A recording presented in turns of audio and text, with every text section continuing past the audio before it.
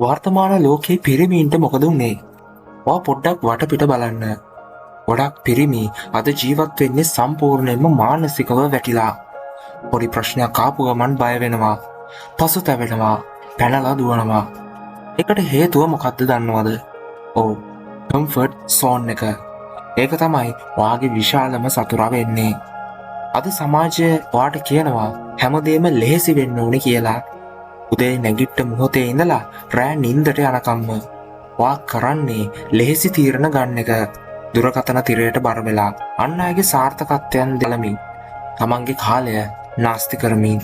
හැබැයි මතක තියාගන්න, දුෂ්කර කාලයන් විසින් ශක්තිමත් පිරිමීන්ව නිර්මාණය කරනවා.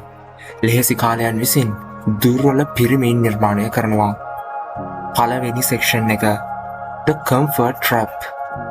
ඔයා උදේට එලාම් එක වැදිද්දී ඒක ඕෆ් කරලා ආය නින්දට යනවා කියලා කියන්නේ ඔයා දවසේ පළවෙනි මිනිත්තුවේදීම පරාජය බාර අරගෙන ඉවරයි. ඔයාගේ මොළය කියන්නේ ඊටාම කූට මෙවලමක්. ඒක නිතරම උත්සාහ කරන්නේ ඔයාව ආරක්ෂිතව තියාගන්න. ඒක ඔයාට කියනවා තව ටිකක් නිදාගන්න, අද එක්සර්සයිස් කරන්න ඕනේ නැහැ, හෙට ඉඳන් වැඩ පටන් ගමු කියලා. ඔයා ඒ හඩට සවන් දෙන හැම මොහොතක්ම ඔයා මානසික ශක්තිය අඩු කරගන්නවා. සැබෑ පිරිමියෙක් කියන්නේ තමන්ට හිතන දේ කරන කෙනෙක් නෙවෙයි. කළ යුතු දේ හිතට එකගව වෙලාවටම කරන කෙනාටයි. හැඟීම් වලට ඔයාගේ ජීවිතය පාලනය කරන්න දෙන්න එපා. ඔයාගේ හැඟීම් කියන්නේ తాවකාලික දෙයක් විතරයි. හැබැයි ඔයා අද ගන්න තීරණ ඔයාගේ මුළු අනාගතයම තීරණය කරනවා. දෙවැනි සෙක්ෂන් එක, The Stoic Perspective on Pain. ලෝකය ඔයාට අසාධාරණයි කියලා හිතනවාද? ප්‍රශ්න පිට ප්‍රශ්න එනවාද? ස්ටොයික් මානසිකත්වය අපිට කියලා දෙන්නේ ඉතාම සරල දෙයක්. ලෝකයේ සිදුවෙන හැමදේම ඔයාට පාලනය කරන්න බැහැ. නමුත් ඒ දේවල් වලට ඔයා දක්වන ප්‍රතිචාරය සම්පූර්ණයෙන්ම තියෙන්නේ ඔයා ළඟ. පලා යන්න එපා. විනය ගොඩනගා ගන්න. වේදනාව කියන්නේ පසුබැසීමට හේතුවක් නෙමෙයි. ඒක ඔයාගේ වර්ධනයේ සංකේතය.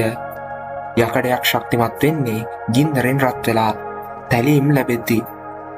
පිරිමියෙක් මානසිකව ශක්තිමත් වෙන්නේ දුෂ්කරතාවලට කෙලින්ම මුහුණ දෙද්දී.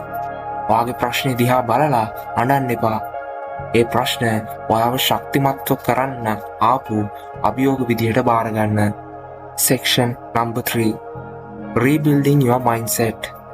දැන් නැති වෙනස් වෙන්න කාලය හරි. අද ඉඳන් මේ වැරදි තුන නවත්වන්න. පළවෙනි දේ, අන් අය සමග තමන්ව සැසඳීම නතර කරන්න. ඔයා තරග කරන්නේ අන් අය එක්ක නෙමෙයි. ඒ ඊයේ ඉඳපු ඔයා එක්කයි.